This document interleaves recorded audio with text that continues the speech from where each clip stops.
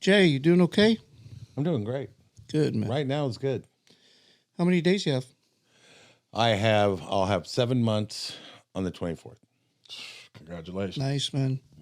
Well, it's not easy and I'm not perfect. Well, that's what makes it great is because it's not those are earned. Those are earned throughout, throughout the whole time. It's hard to stay sober, especially in the beginning because you don't have no tools. And then as soon as you get a little bit, I notice with other people I've talked to, if, what I've noticed is that they get a couple of days and they start to think, oh, I'm fine. Your mind starts playing those tricks. I can quit anytime I want. I got control of it. And then, that might be okay. A drink here, drink there. I was just talking to somebody today and, it was somebody that they knew and they had said that, it's just a couple of drinks. It'll be okay. But, it usually is like that for us in the beginning where we start over again. It'll take a couple times and then a couple more times. And then next thing you know, 2 months down the road, you're back to needing Ground it all the zero. time. Yeah. Yeah. It's crazy. Well, because this isn't my first sobriety date by any means. I've been trying to stay sober since 2017. Since Recovery is a daily process. I don't like this one day at a time. I never accepted it, but really, It is. it is Sometimes it's minute by minute. second by second. Yeah. You've got to call somebody, or you got to get into a whatever type of meditation or prayer you need to get into right at that minute, because I thought I did want to accept the fact, but I thought once I get physically unaddicted, that was my thinking was to become a normal Yeah, I want to drink like a gentleman. Take a shot and walk off, and I did when I got out of the first rehab, and on and on and on. But before you know it,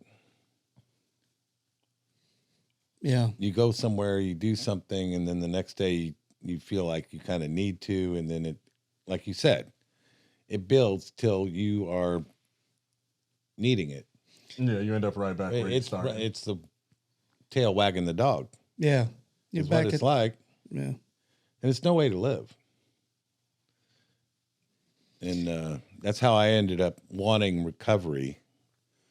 Well, because the first session going through it and everything, I wasn't really, I was working it, but I didn't have any kind of path, any kind of system. Tools. Program. Yeah. Tools. So I was and I'm a slow learner because I didn't there's anonyms and things, but I didn't have any honesty, and I didn't accept it to the point where I was willing to be willing. And you said it, the sobriety deal is hard. Oh, it's work. It's because what you don't realize, once you clean up your body and you start getting back in shape, because I tore my body up to where my muscles, I was way out of shape. I couldn't work out like I used to, and things. I used to do triathlons when I was younger and all this stuff. And I go, damn, what happened? My balance is all out of whack. And then like the 20th day in rehab, I had a mini stroke. That's how bad. And I was 57, about 10 days away from my 58th birthday. You don't realize what you're doing to your body. And it was basically to get into my disease was probably a good 7-year run. And what you said I that was in 3 days 2017? in the hospital. That was to get detox. Jeez, man. Oh, I was a mess. Oh, yeah. My wife comes in there and she goes, it was after the first night, and it was the morning. And thank God it was March Madness. Right. Oh, I'm serious because I would have gone crazy without the basketball and TV and stuff Definitely. because I could barely walk to the bathroom. I mean, I was totally shot, and I hadn't had because what you don't know, as far as your body goes, alcohol is keeping you together. Yeah. It's the glue that's actually making you functional. And Yeah, your but I body kind of realized relies on that it. because I knew I was physically addicted, and I go, "This is no way to live. This is going to have to stop because you can't." All your self-care that you like to do, like hunt, fish, golf, everything, it was just Hobbies, yeah, those are out the window. it just you tear it up. So Well, and then yeah, I don't know. I was the same way in that, you know, my wife went and dropped me off at the hospital and said, you know, hey, dude, you know, stay here for a while, you know, because I needed to be in, I need to be looked after because I was kind of similar to you, and you probably should have gone into the hospital too and stayed there as well. well, I stayed there for 3 days, but I went right back into rehab, which was Yeah, safe haven, and I was going to use it, and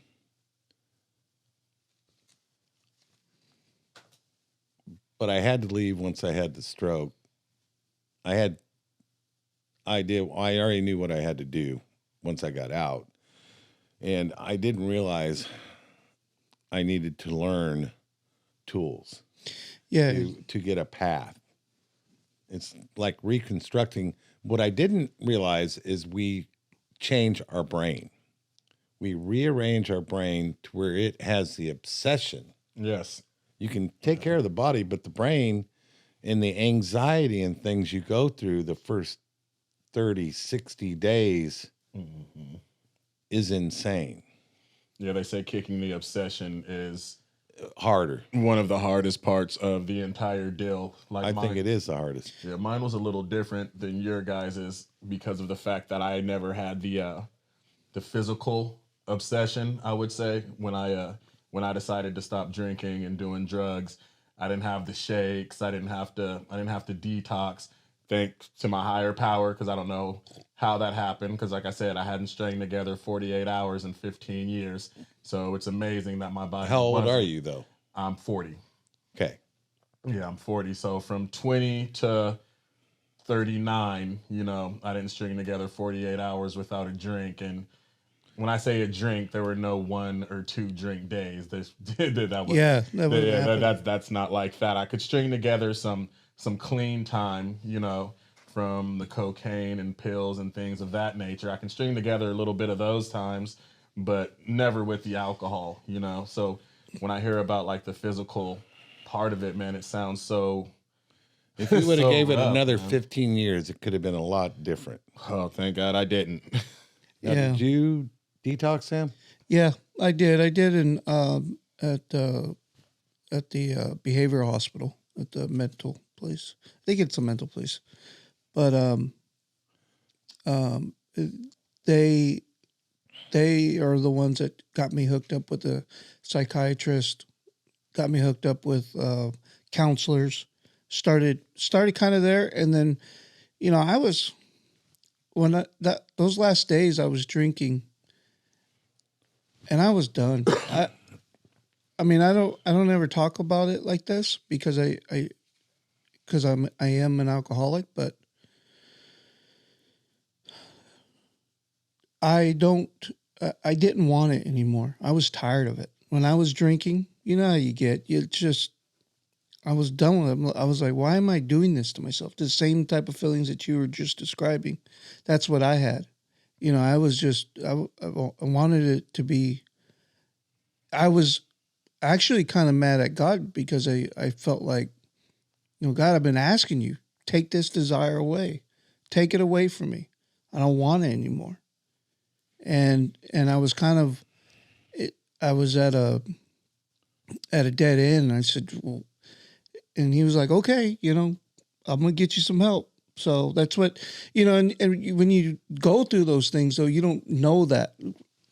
Looking back, that was his way of going, okay, we're going to get you set up. And then, you know, he gave me the desire, because in the beginning, what drives you is your ass is on fire, right? Definitely. Yeah, and I was Yep. effing everything up. You're up against the back. Your back's up against the wall. Your wife's gonna leave. Your kids are mad at you. Yep. You've alienated any friends. You're a horrible coworker. All those Right, things. everything. Everything is just. And And so you don't even realize it when you're No. in your addiction. no. And then anytime my wife tried to step in and say something or some, I wanted to guard that my alcohol, I wanted to keep it, and I couldn't have peace and have alcohol at the same time. I had to get rid of the alcohol, but so I ended up there and detoxing, back to your question. But yeah, I ended up at and it worked out for me. And then, it was funny.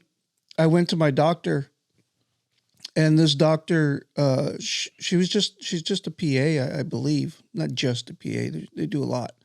She's a PA, and she was like, "I'll get you help if you want help." She started telling me, and I said, "Yeah." I said, "I can't go throughout the day because I got to work." I said, "But I can go at night."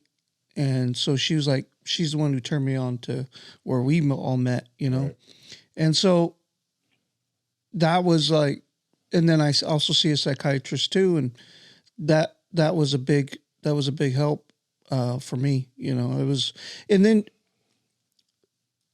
talk about how it was for you, at least for me, the fire, how it burns, and how your back's up against the wall, and how you want to change, and then as you get a little bit of days in between, you're farther from that fire, you're farther from it. And now your mind is playing games on you. You kind of talked about it a little bit already, Right. but it's hard to remember back what that feeling was like that got you there. I always try to keep that feeling. Those last days of me still drinking, tipping up the bottle. I remember tipping up the bottle in my truck and just saying, "Gosh, I hate this."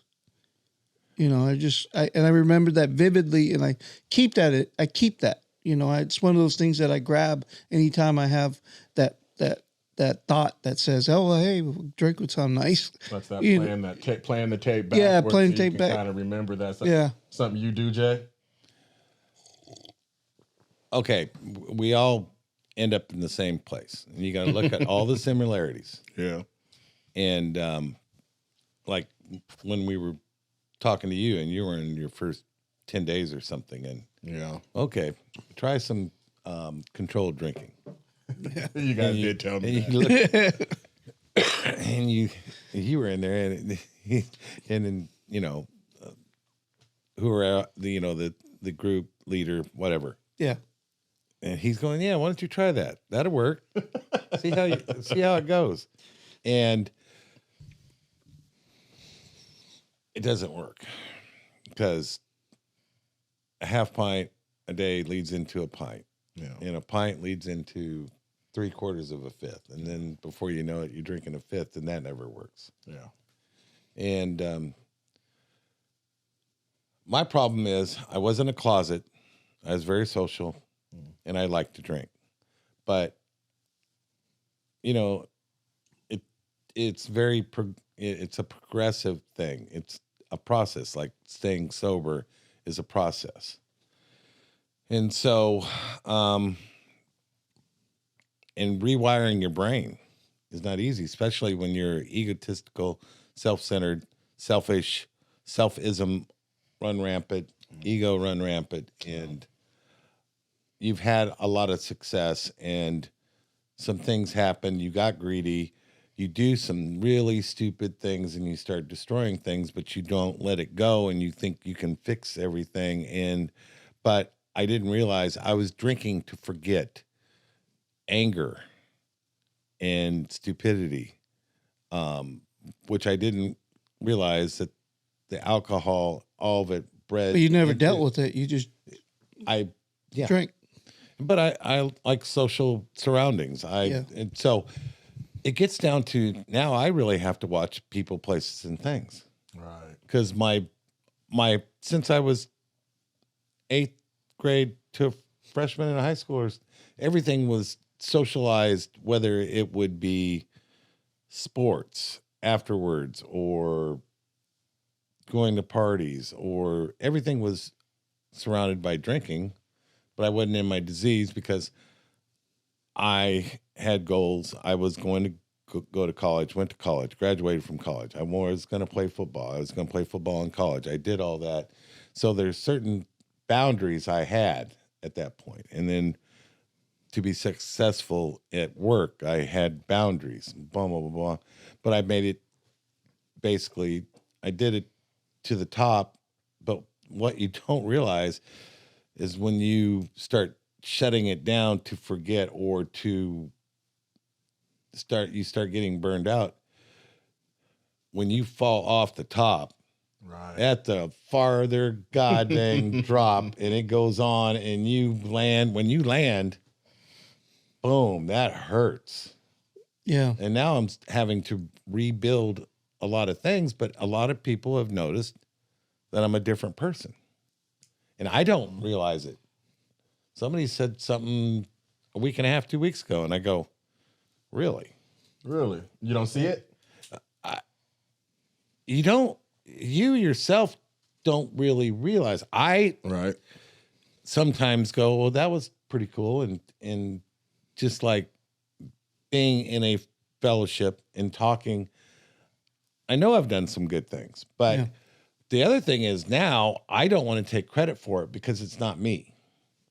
Somebody's doing something for me that I couldn't do for myself in my behavioral change. Right. I had to find something that was greater than myself and let it come through me in a way that is different. And you don't always notice all your behaviorism is changing. I notice certain times, and I start wanting to take credit for shit. That's who we And are. I go, That's who we are. I go, boom. You didn't have a damn thing to do with that. Right there. Or you get a flash thought. And like the last time I went in, which I didn't need. As you guys know, I have been around it long enough now that I do know the tools. Right. And I do know the things.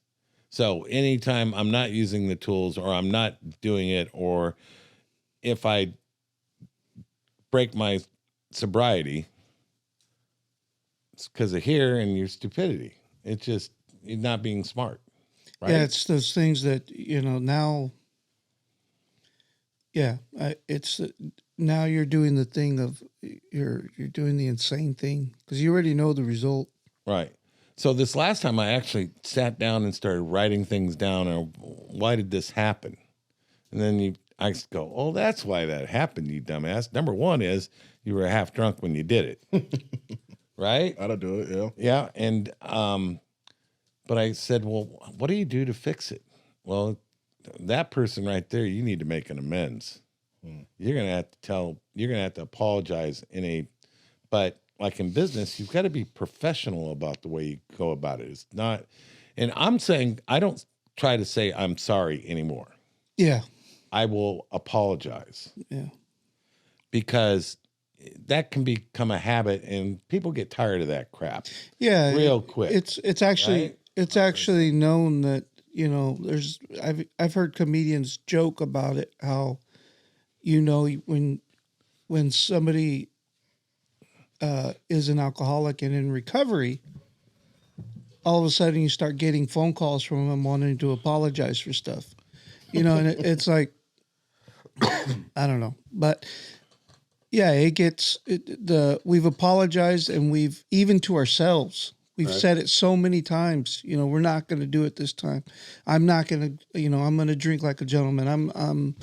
I'm going to control it. And we've let ourselves down so many times, so if we've done that to ourselves, we've definitely done it to everybody around us. Right. And it becomes, mute, it's a mute deal, but sometimes you just have to do the apology because you have to do Yeah. so. You have to clean your size. it's for you. Yeah. But like I was at 3 weeks ago, the USC UCLA game over at a friend's house, and there was a buddy there, and he was my roommate in my sophomore year in college. And I broke the apartment door and didn't fix it before I left to the beach because of a lady friend. I wanted to get inside my apartment. I didn't have my keys. And I was half drunk. So I busted that door. You're getting in there. I got in my bedroom. But I just made a call. He goes, Che, that was so long ago. I don't give it. Don't worry about it. Yeah. I said, no, I just want to let you know I apologize for that. That was bad. Yeah. That was bad shit I did. I mean, Yeah. because you're self-centered again so bad. You just want what you want, and you're going to. So let me ask you something, Jay. On what was life like for you, a home life for you when you growing up? Okay, I grew up on the farm. I was the oldest out of four. The brothers are each 2 years apart. I was the oldest. I was given tools to be able to do well at school. Not that I always tried, because I didn't, and that's what I always got shit about. I was just getting through it. Probably bored you. Till my junior year in college is when I got serious, and my GPA went from. But I was on scholarship, so I dropped below my scholarship level, 2.5, and so I said, "Well, you're screwing up." So first thing I stopped doing is selling drugs, and Stopped and it was or started? and I stopped Okay. selling drugs. I didn't stop doing them, but I stopped selling because I was spending too much. And I actually got dedicated, and a lot of things started changing, and I was into meditation and did some wild shit. But my GPA went from like 2.4 to 3.7 within a quarter. I started going to class like I should. I started doing my group studies, whatever you call them, your workshops and things, and actually going home and doing my homework. I said, I was like, God, no, I didn't go to college. I'm just saying. I said, I was like, Anyhow, I know what you mean. I grew up on the farm, though. Yeah. And I had a work ethic, and I was. Mom and dad? Mom was great, and we abused that privilege of having a great mother, of course. Right. Because we're self-centered, and I was definitely totally into sports. I played football. That was my love. But I'd play basketball in the winter. I should have wrestled, but I didn't really have all that figured out. And I played baseball and swam at the same time. So I basically had 4 sports going on, and I snow skied. My dad was a complete asshole, but he gave me everything. You know what I mean? Yeah. He gave me all the tools to be successful at whatever I wanted to do. But I was the designated one that was going to be successful. Also, there was some. That was his Pressure. choice. That was made his that choice. Well, designation. he looked and great. I'm not bragging or anything, but brain-wise and stuff, I was the logical choice. Remember, your brothers and sisters may see that. That's okay. The brothers will know for sure. My sister had a lot of potential, but we've talked about it at the same time. My dad and I took her down and got her set up in San Diego to go to college, and I think she went about 2 weeks. But she hung out and played it for a year. Yeah, I bet. Oh, all right. Yeah. But so no, I was giving great opportunities. So There's no doubt about it. So you end up in college. You play sports in college too. I ended up breaking my hand. I played 30% of my sophomore year, but I redshirted, so I basically played 5 years of college football. And I was on a junior Rose Bowl team, national championship. We played in the Rose Bowl. That's right. Which is pretty big shit. Who'd you play for? Super big. BC. Oh, Bakersfield College. Yeah. Bakersfield College. So we won the legit national championship, which playing in the Rose Bowl, that was a dream. Oh, yeah. And so I got to live a dream there. And I had a great time in San Diego for 3.5 years. And this is in the 70s, late 70s. And it was hell. Yeah, partying was different back then. Oh, than it is now. man, it was a free for all. Just, you have no idea. Well, that's when they were coming out with. When wasn't that? Well, the '60s was when it all kind of built they were up. feeling their way around, but we were burnt by the 70s on heroin, and there wasn't any meth, and you couldn't afford coke. There was no crack. Right. Right. A lot of hallucinogens, LSD. weed, and Yeah. shrooms. Yeah. Well, okay. But the thing I learned about psychs is you can't keep doing them, or you're going to end up like some You of end the up people stuck. we've seen. You remember that the one when guy- you make my parents used to say, when you make that face, if you hit you in the back twice, your face is going to stay that way. Have you guys ever heard that? No, No. mine was if you cross your eyes Yeah, too something long, like that. your face is gonna stay Stay that that way, way. yeah. Yeah. Yeah, that's what's going to happen if you do too many. Yeah, I said The that. difference is that's probably true. If you do too many drugs, you do too much LSD, You're going to be stuck your there. brain's not going to be able to make its way back. Yeah. Yeah. No, I figured that out. So growing up, I don't have anything. I can't really complain other than my dad was a full blown asshole, just a full blown. Do you think that was because he Well, like he that to grew all up- the kids, or was he just like that to you? Oh, Was he it, was pretty what much I'm- like that to all of them? But no, but he took the middle two. He, Took exception to you? myself, and my sister, who was the youngest. She Yeah. was 8 years younger than I was. To us two, he took exception basically, but he didn't know how to deal with a girl.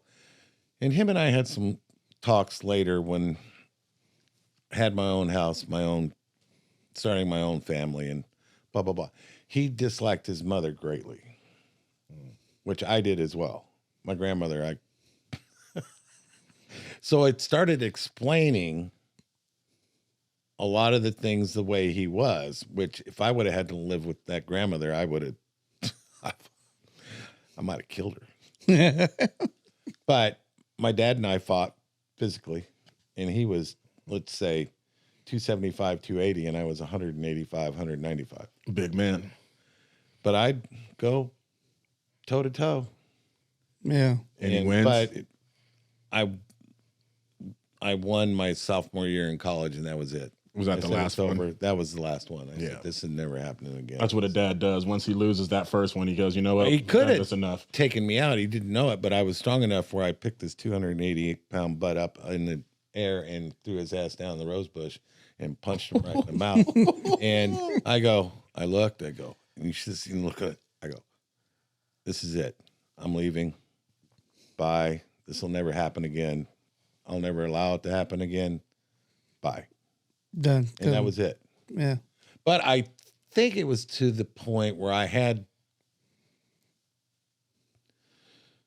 don't know. Did I have something to prove? Hell, I don't know. That kind of stuff gets complicated. But we never did it again. Yeah. It was over. Part of it has shocked the hell out of him. He says, God damn, he's that strong? Damn. Where were you at in your when this fight went down? Where were you at? I was at my house because I'd ran out of money and we were getting drunk. We had two girls in the car and we needed money. And I get there and he goes, and look what I found in your bedroom. Not that I was living in Bakersfield, but this is out in Wasco. And I go, well, give me my goddamn tie stick back. Oh, And wow. He goes, no way. I'm going to flush it. Or he did flush it. Because I go, that was tie stick. He smoking a cigar in his mouth like normal. I pulled the cigar out of his mouth. I threw it down on the ground. Here, his Rolex is coming off, which meant we're going to go. Mm-hmm. So we went from the back of the big old house all the way to the front. Rumbling. So was your dad a Kind of farmer? like John Wayne movie type deal. That makes sense. Yeah. Is your dad was a farmer then? Yes. Yeah. I was privileged. Yeah. To Ramel's question, where were you at in your addiction at that time? And I'll add that The addiction wasn't an addiction yet. it was under control to a degree. I was crazy and I was wild, but I wasn't Right. mentally or physically addicted. So I could do what I had to do and not drink. yeah, what age and where were you at in life in general when you realized you had a problem? Was it in 2017 or was it? No, I didn't realize it, but it was after my son's death that I started increasing because I was angry at my God. I was angry at the world and didn't know it. And I was diluting it with alcohol at that point. But it's still, I poured myself into work and worked harder than ever and made it, within 3 years, I made it almost, I'd say 25 to 50% more successful. But then I started doing stupid things because of greed. If I would have stayed on the path I would have been just fine. But I got greedy. I lost focus because I was trying to chase back the money I had lost. And that wasn't the way I should have done started doing a lot of stupid things. Over speculated at the same time but it's nobody's fault. Mine, after that, it started getting bad in 06, 07, 08. By the time I was probably 45 when I started, but it was after 50. So you didn't get it till late. From like age. 51 to 57 is when I tore it up. That's where I lost control. That's where I got in my disease. If you don't mind me asking, how old was your boy? He was 18 at the time. He was a week away from his 19th birthday. Wow. That's got to be hard to deal with. I mean, that's every parent's worst nightmare. I thought I was okay, but I was not even close to okay. Yeah, I didn't know that. That's so. Yeah, I had to. A leader, basically, in a group. Him and I had talked about it that day, and it came up in a god dang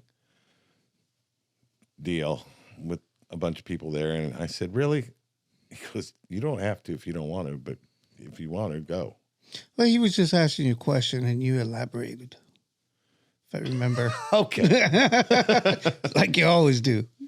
But, yeah, I mean, And it caught the group like, yeah, I what mean, the because hell? it's such a... One guy kind of quit because of it, because he got so sad. Yeah. Which I said, what the hell? You got to be sad about. Yeah, I know. That is, that's, yeah, I don't know. But it must have resonated with them somehow, Man. Yeah. I was just trying to basically tell everybody, things aren't bad right now today. Things are just fine right now. Everything's just right now. I mean, you don't know what bad can be. This is what bad can be. And so don't let things get you down. I'm dealing with it a lot better today on a day-to-day basis. But to stay into recovery, there's things I have to do in the morning, or if I don't, clear my runway, clear my mind, and get into a happy place to begin the day. By that afternoon, I know something's wrong. And sometimes I'll go right in. I go, well, you haven't done any meditation, no listening or talking. You need to get on it right now. Yeah. Like you'll see some of our communication texts. Yeah. They'll come out 3:00 in the afternoon because I go, you know what? I haven't done this yet. I got to get, I'm not getting anywhere fast. I've got to clear the path now. I don't care what time of day it is. Yeah. When you find yourself screwed up and going, what's going on in your brain? Why are you acting like this? Why are you thinking like this? Where's this self-pitying crap? Oh, okay. Do something to help other people out. Those are facts. You know, it's pretty amazing, Jay. You know, we talk a lot of Shit. to each other. You know, but it's all in fun, and because you've become a friend of mine. Well, and because actually other people enjoy it Yeah. because they get some laughter and they see we're not taking ourselves that No. serious. No, but I wanted to say that, you know, you are a great testament of what of being able to come back for something that is so horrific that, you know, I have boys. He's got kids. He's got a boy. You know, and it's like, that's my worst nightmare. And to see that you have made it through that. Barely. But you made it through. Right. Because you have every right. If anybody has any right, I don't know if this is true, but it could be seen that you have every right to be mad at God, to have that, you know. Last go around, I had enough tools. I go, because I'm redoing that might need to go. Yeah, that's right. Okay. I'm reworking some of my tools to where I realized, well, shit. You know who I'm the most pissed off at? Is my higher power. Now, how are you going to get along with his ass if you're all pissed off at him? I go, you're going to have to let this go. Right. Yeah. And so I did. And I said, we're not done talking about this, though, because when we get to meet, we've got some talking to do, Lucy. But I realized all of a sudden, and there's a flash, and I didn't do that on my own. He told me, stop being so pissed off at me. The crap happened. I didn't purposely just lay it on you. It just, some things are going to happen. Yeah, it's the world we live in. It is. Definitely. It's not right. I didn't have to go to Vietnam. I don't even have a draft card. I was going to say you didn't get drafted. No, well, I'm a peace baby. 75 and 76 didn't even not ever have to register. Nobody has ever asked me for a card because of my age. All right. There's 2 years that you didn't have to sign up. And I've never had to. I wouldn't have to for a government job. Lucky guy. Well, Because my dad was born in 55. He actually got called up, but Right. they had he never went because they had quit the draft. Just quit it. So, but anyhow,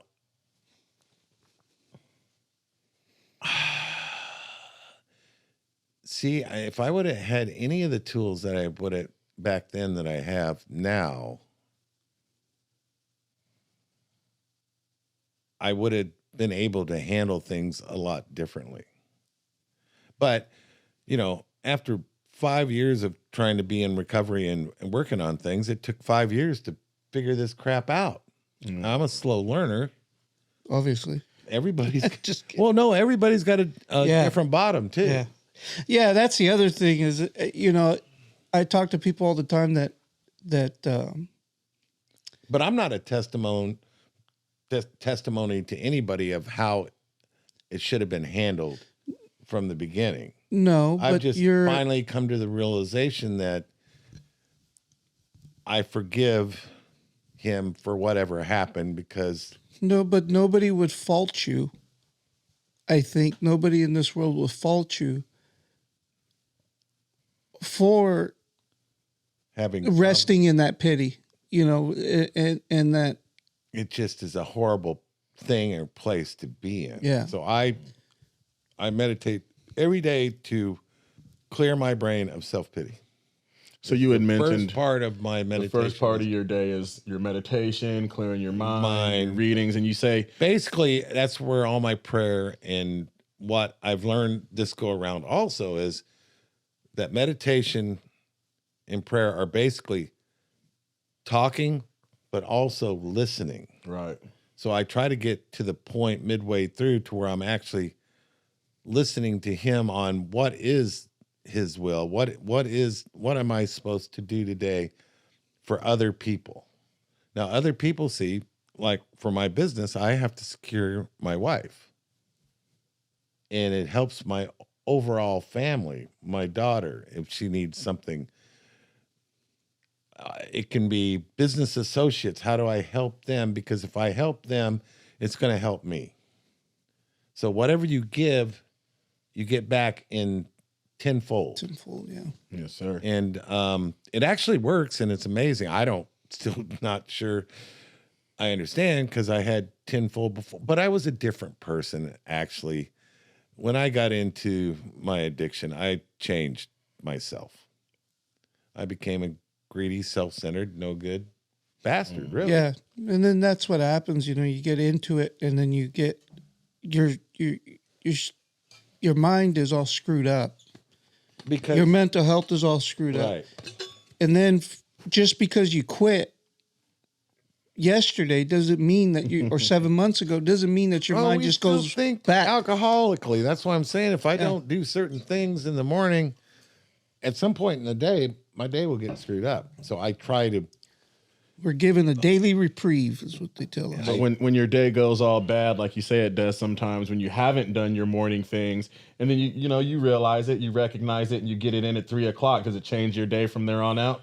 Yeah. Oh, I feel better. Right then. Being able to recognize it, though, is the tool. Yeah. Is to be able to recognize it. When I'm in my meditation and I'm past tripping about something, and then I catch myself future tripping about something that hadn't happened yet. All over the place. Going, shut up, brain.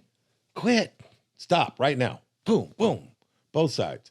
Then I get into it for a bit, and then the dogs take me out, my labo, and it's amazing. I put his shock collar back on, the change in him. But because now he's just retrieving and doing exactly. Put a collar on your neck. See how good. Well, that's Pavlov's dog. Some would say that might work for an alcoholic. Yeah. Well, and so what you were saying is that just because we get sober doesn't mean we don't think alcoholic. We have the behavior still, for sure. And because there's something different about us, and I'm sorry to say that to everybody out there, but we're different. We have a disease. Good ways and bad ways, I would say. Yeah, I had another gal on that another meeting is actually where I met her, but she's a graduate from where we come from, and her name's Amber. She was on the podcast. I just put up her episode, and I had to highlight. I was figuring out how to do shorts or whatever, put them on YouTube because I'm trying to figure this deal out. Also, real quick, I want to give a shout out to Oscar 100 Proof Music. He's the one who does the intro and the outro music for me. So shout out Oscar 100 Proof. Yeah. But anyways, I was saying is I was trying to figure it out, but I had to highlight something that she had mentioned. And what she had said basically was that in this disease, if we have Parkinson's or if we have diabetes, people go ask you, once they know about it, they go, "Hey Jay, how you doing with your diabetes? Are you doing okay? How was that? Are you doing all right? How's, that type?" And then it's is your treatment going okay? Is your, I get are your sugar levels because I get it now all the time, every day, almost. Like you asked me today. Yeah. How you doing? You okay? Yeah. I go, everything's just fine right now. Yep.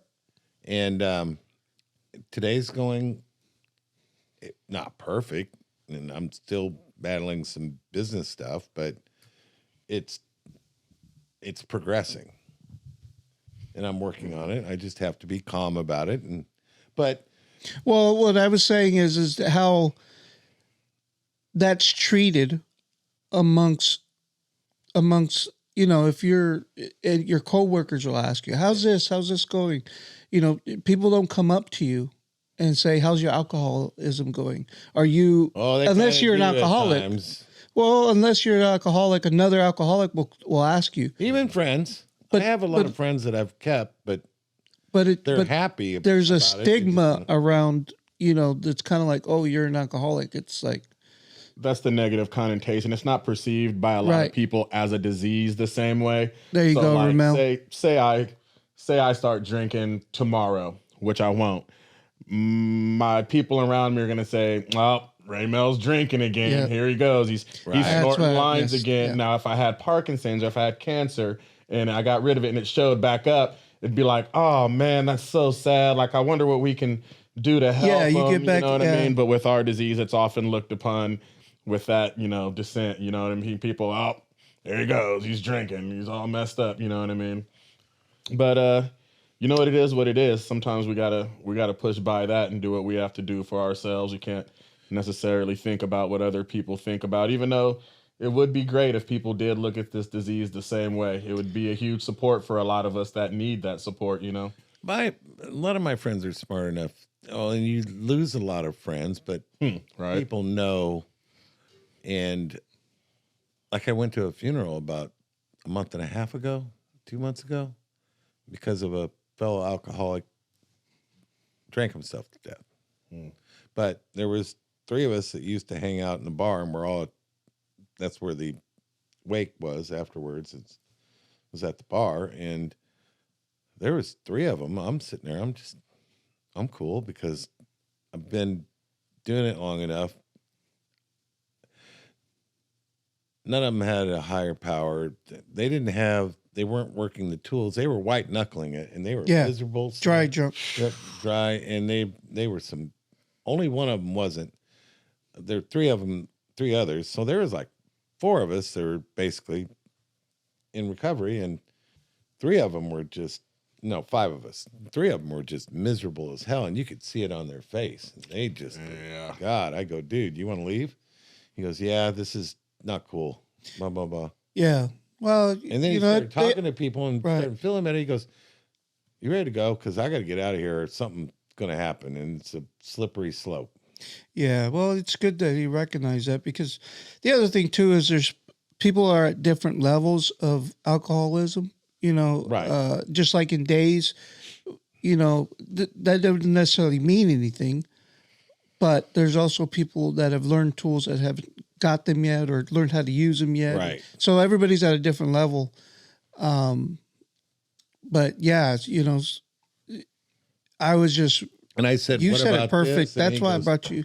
That's why you got to be here, Ramel, from now on. 'Cause I just- you can put it to words that I I can't. just love these conversations, man. I love talking about what people like us go through. You know what I mean? On a daily basis. Well, The and good he was- shit, the bad shit, all of it. One of them, and the guy I said, he comes back, you ready to go? I go, yeah. My wife's calling anyhow, so it's time for me to get the hell out of here.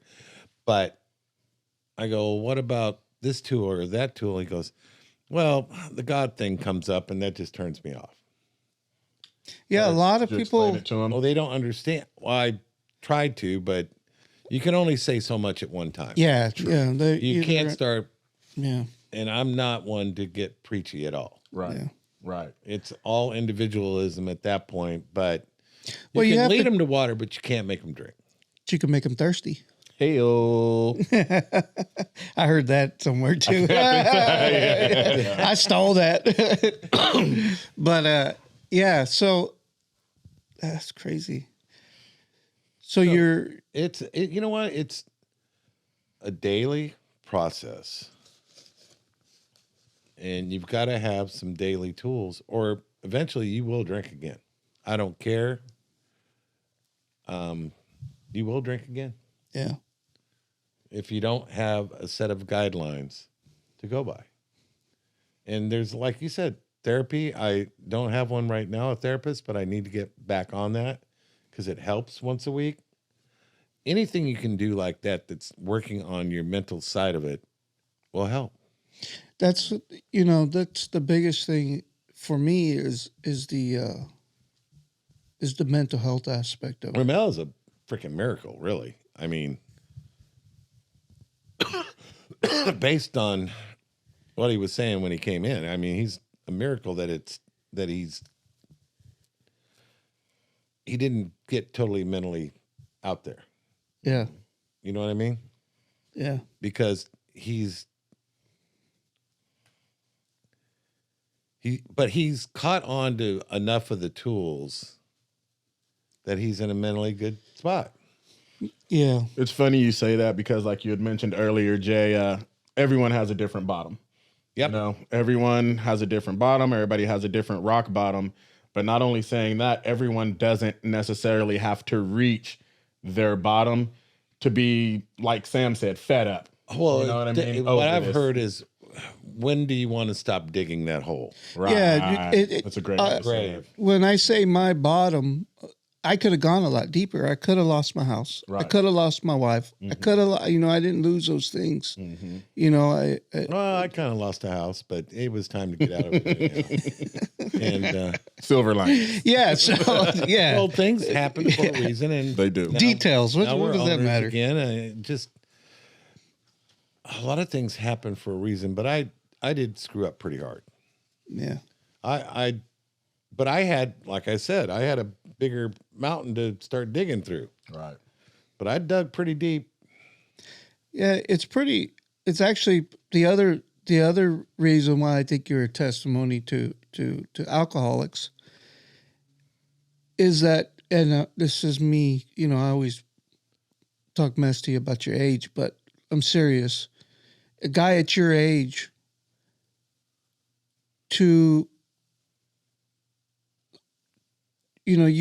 you've got so much knowledge and so many things have brought you to the place that you're at. It's hard to give up that control. It's hard to say, you know what, maybe I'm doing this wrong, because you've got your whole life that you already lived. Right. Where it's you have a lot more to undo. And your knowledge base is broadened more than mine, more than everybody else, because you've lived longer, just for the sheer fact that you lived longer. So what I'm saying is that it's got to be hard for even a guy like you who's gone through some of this stuff, but even at your age, because you're college educated, you got a successful business. Well, it is doing fine now, but you have a successful business. You're making a living. You've got a wife, and you have your daughter, which is a miracle. And I can hang out with my daughter again, and I have a granddaughter that I can see. Oh, congratulations, Grandpa. But I got plenty of motivation because I got to take care of my wife. Something happens. I mean, it's about. Well, I stopped becoming self-centered and thinking about myself only is a big part of it. And I realized that he's not going to let you die easy, obviously, or you'd be dead. And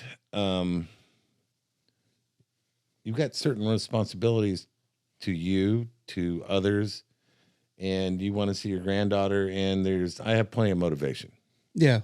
And Plenty to look forward to. I still think like a child, though, because I've always been childish. Yeah. And I get that. My brain thinks I'm still 40. I'm going to tell a good example. But my brain thinks I'm 40, but my body's telling me, oh, no, you're 64. You got 3 replacements and you need a 4th one. You got more metal in your ass than you do bone.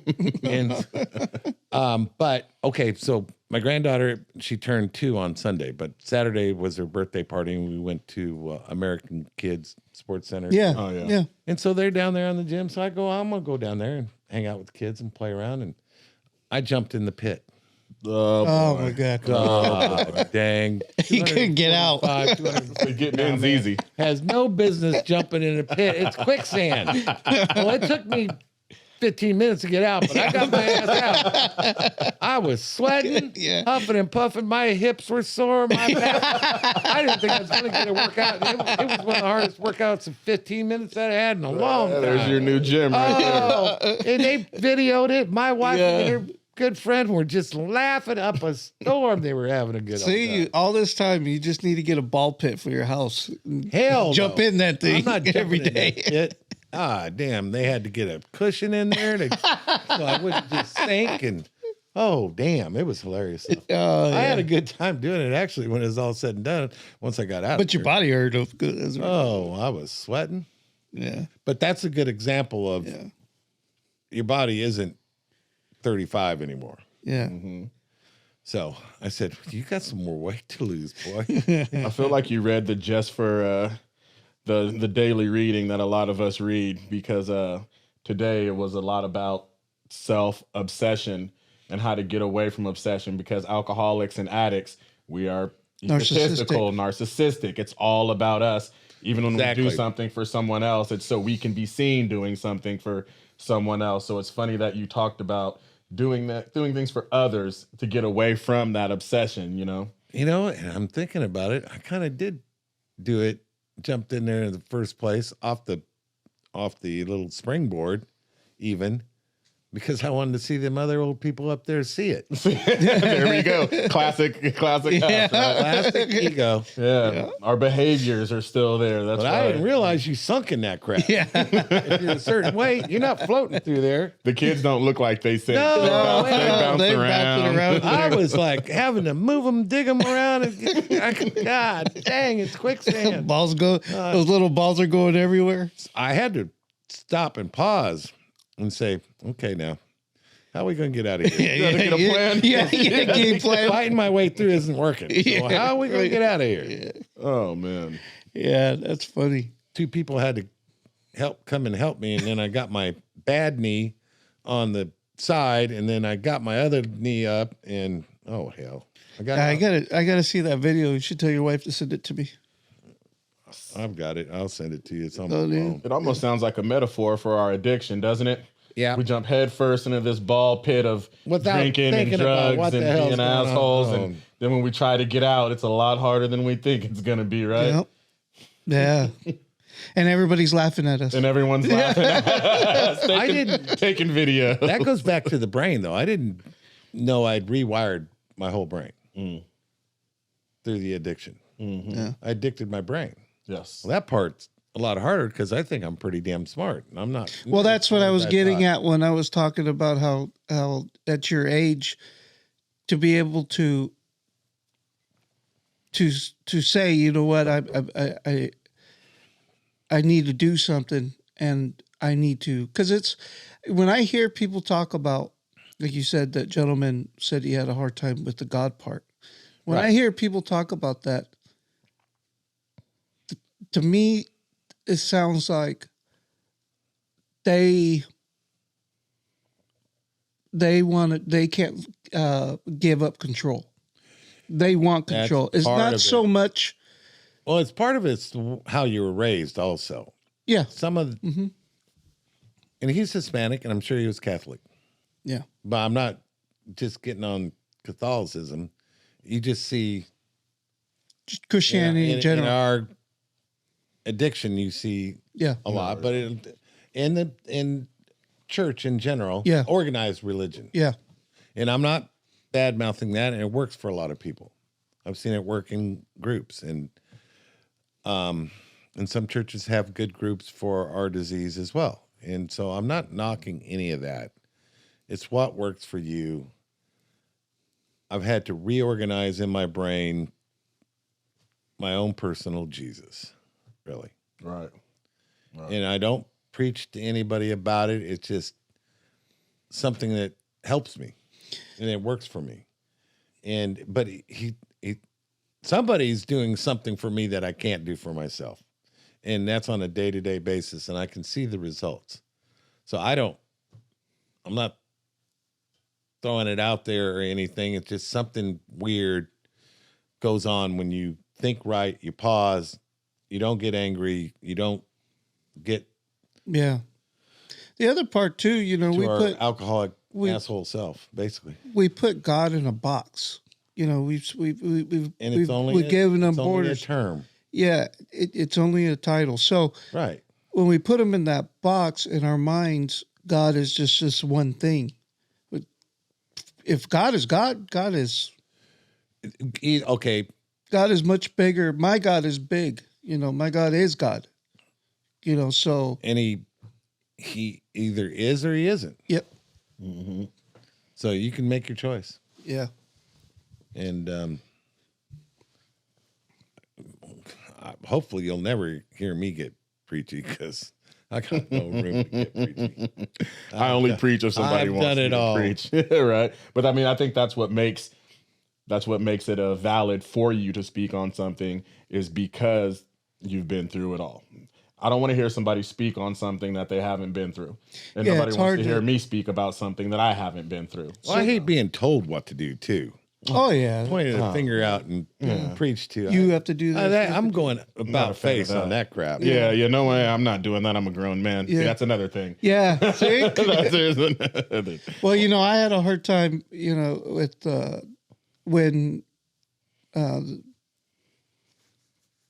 the church that I attended, the pastor's son would preach, Right, I know who you're talking about too now. and it's hard for me to, because we're almost the same age, Right. so it's hard for me to kind of, but that's really my own deal. He's not That doing is. anything wrong. Right. That's me.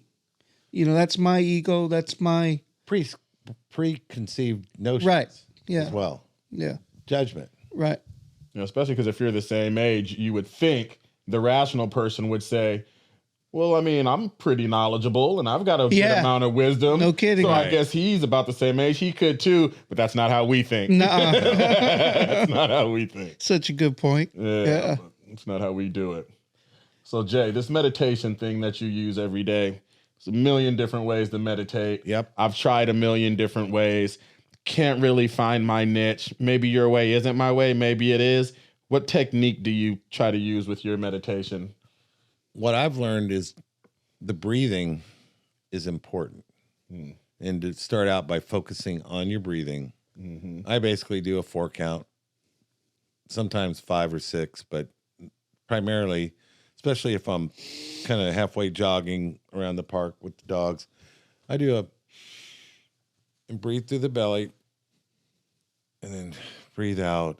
And you start concentrating and focusing on that, and then you start listening to what they're telling you. I do. What do you call that? Is that a guided? Guided. I do all guided meditation because that helps me focus because I have somebody to listen to. Yeah. Because I'm much more verbal than I am. I'm more visual and verbal than I am as far as I like verbal over reading. Yeah. Right. That's the reason why I listen to my headphones when I sleep. I listen to audiobooks. Really? Yes, because Well, it you keeps sleep? my I can't do that. But because it keeps my mind from racing off into what I'm thinking about the book, and then all of a sudden I'm asleep. see, and then And at I'm night laying on it I and go it's into pin- my breathing for a couple of minutes, and I look for a portal in my brain and release all the anxiety and everything for the day, so I can get some restful sleep. And because I have to clear, because during the day we all gather a bunch of crap, Oh, right? We Oh, shoulder definitely. it all day. definitely. Yeah. And it's funny that we all need that certain thing. Like, Sam, you do that to clear your thoughts. You get that going. You're meditating over here to do it. I put on television in the background, but always something that I've seen a million times. Yeah. So it doesn't hold my interest, but I can hear it. So it takes My me out wife of my does that, own yeah. personal thought process. You know what I mean? But yeah, we just got to get rid of that noise, huh? Yeah, I'm tired of Friends. My wife has it on all the time. I got about 4 or 5 shows that I've seen all the seasons of, 5 or 6 I know times. the lines from Friends, and I've man. never sat there and tried to watch it. Yeah, I can't do it. But so the guided works for me because it goes through all my prayers and things like that through it, and I can get into space, and now I'm starting to memorize a bunch of them. And basically the bottom line to it is to get rid of your will. Your will. Right. lose control. Lose control, let it go, listen, do what you're supposed to do, Keep your side of the street clean. and let somebody else run the show. Definitely. lot Because we tried easier. to run it ourselves. Right, and it's hard. So yours is willingness. My go-to, I have What's to be gotten me willing to so be far? willing. What's that? Yeah, you have to be willing to be willing, you know. Right. Mine is mindfulness. That's what's gotten me to my 124, I forgot to 125 ask. I'm days. sorry. 125 days, which I'm blessed for. Every day's been a gift. Every minute's been a gift. And 125. That amazes the hell my out of me right mind, there. my mindfulness is what does it. Paying attention throughout the day. Like I have morning things just like you do, Right. where I do certain readings and make Right. sure I pray and things like that. But I do a daily intention, and that daily intention anchors me. Whenever my mind starts wandering off on something, I go smack dab right back to that daily intention, and I say, "This is what I'm focusing on today, not this other stuff." And that's what kind of anchors me back. Well, and see, meditation with the breathing is mindfulness. Right. And your surroundings and nature and everything. So one of them I do is not really it's a different kind of guided meditation about the old wise man, but it clears your mind of anxiety and breathing in lovingness and breathing in goodness and kindness and breathing out all the anxiety and garbage you've gotten. And then it goes into clearing a shelf. So you breathe in blue and you breathe out black. Right. But then you get a blue bag and you take all the crap in your brain. You're actually just trying to clear your brain completely and put it in that bag and throw it up to the heavens. Yeah, and that makes me feel so I switch to that one when I want to feel better about myself and what I'm going to do for the day and confidence and how I feel about other people. Because like in one of my meditations, there's a bunch of readings that flashes out on it. And like life is a journey, right? Yep. But the destination is love. And so I've been really working on the love thing also. And it helps a lot. And people do notice even when I don't really think. And that's the one thing about cleaning your side of the street that helps people is they can tell by your behavior.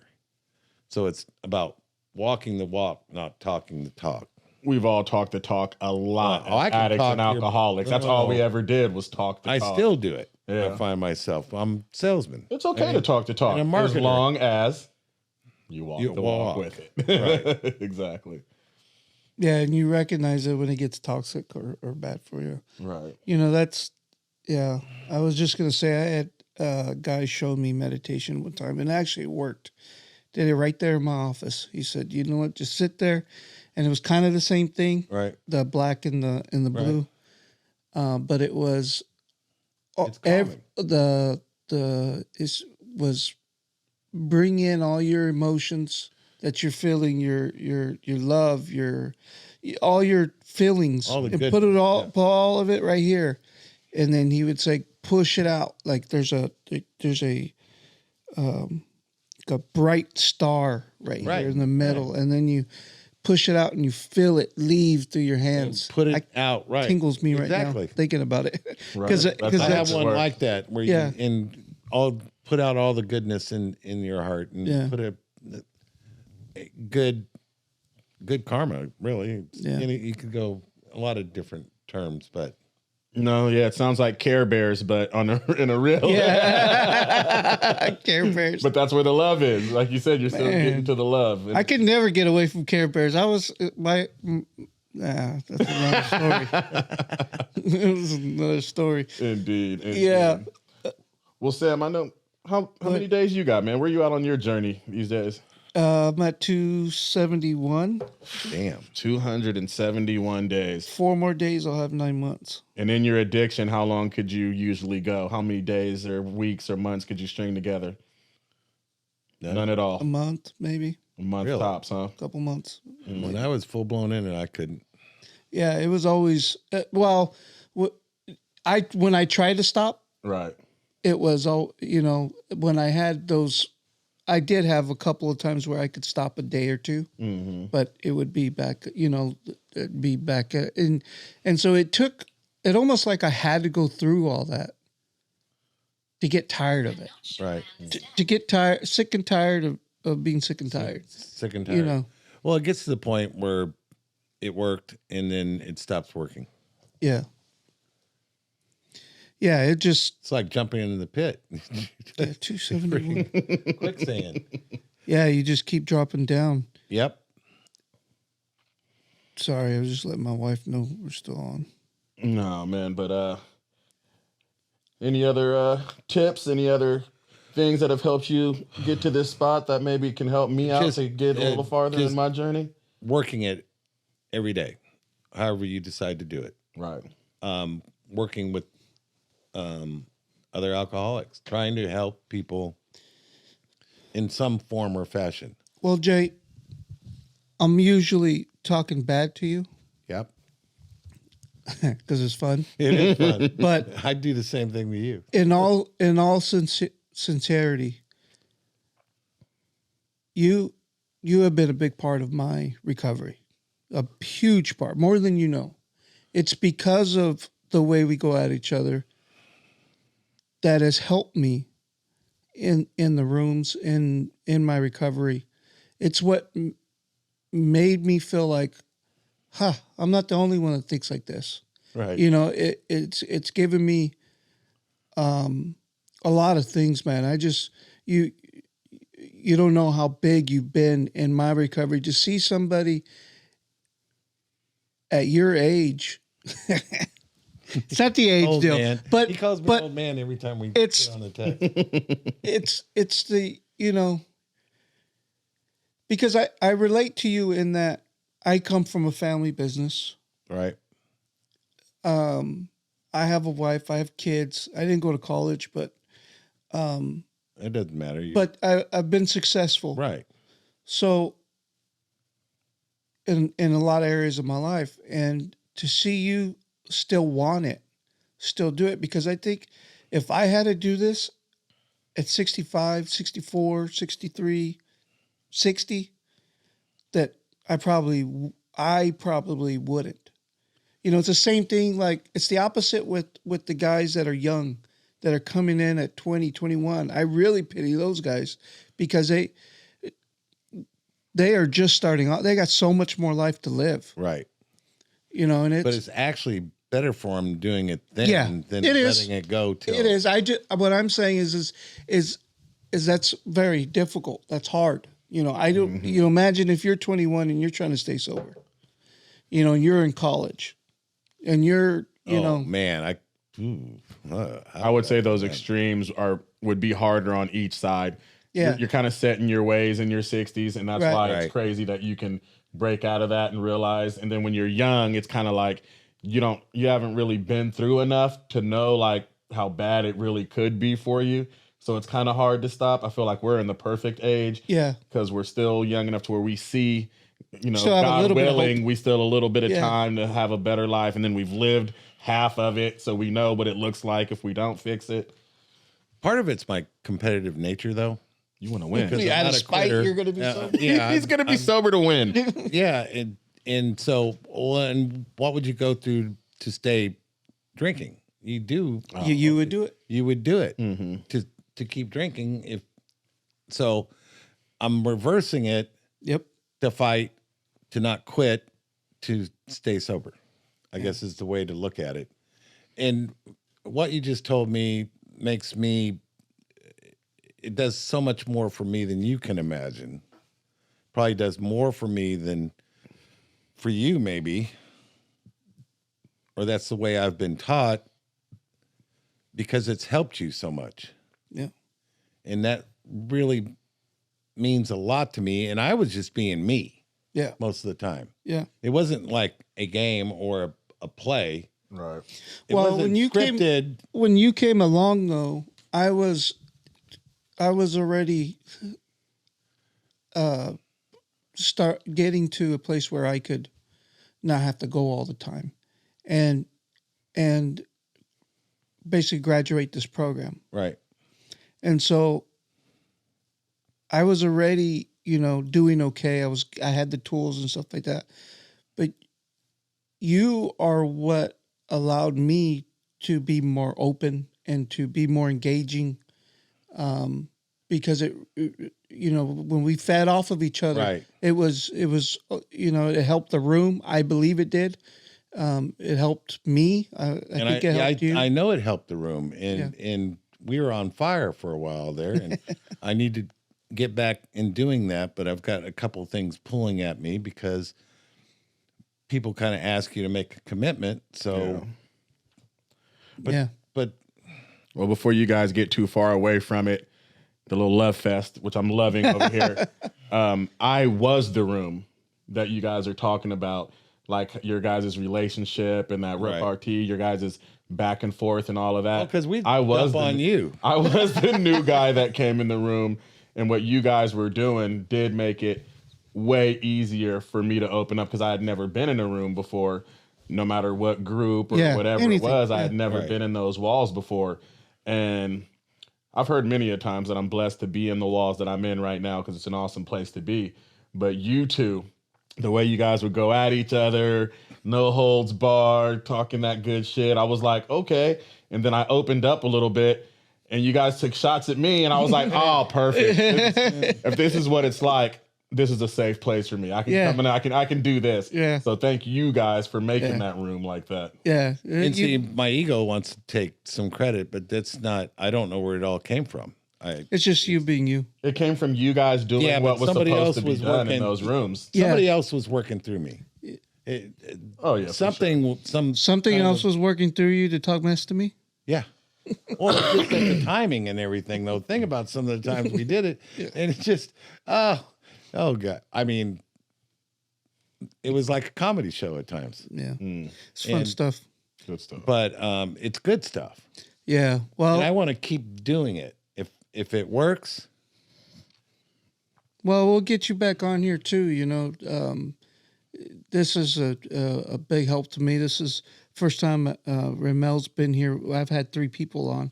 Yep. And thank you, Ramel, for showing up. Thanks. And it was a treat. It's nice having you here. I go, oh, this is a staple in my recovery. We're gonna have to make this permanent, Ramel. All right. So periodically, let's do it. Yeah, and we'll do it again. And people were actually being really nice to each other right now too. Yeah, we are being really nice to each other. But we're trying to be get off. We can get off, but I'm trying to watch my language and crap too. Yeah. Well, thank you guys. I really appreciate it. Congratulations on your 7 months. Here. And Ramel, it's really good to see you. Oh yeah, we'll be seeing more of you, right? Yep. Once you get those things, in line. Well, see, somebody's asking me to do a Zoom meeting on Thursday nights, but I'm due to go. I'll try to show up this Thursday. Thursdays are probably going to be my days too. Yeah, it's fun. Yeah, it is fun. It's a good meeting. Yeah, it's really good. Mm-hmm. And hey, I appreciate it. Yeah, thank you, man. Appreciate it. I'm in the right place. Tell your wife I said thank you for lending you to me. Keep coming back. Yeah, keep coming back. That's right. Well, that's what we're talking about. Yeah, what? Because he's talking about maybe controlled drinking there. Then I go, keep coming back, Ramel. Yeah, and because that's something I told Jay too. I did, and it worked. Right. Controlled drinking. I never understood. I still don't understand it because I'd be controlled drinking every day. Well, I controlled it every day. That's our problem. We're not normal. Yeah. Right. All right, guys. Thank you. Thank you. All right.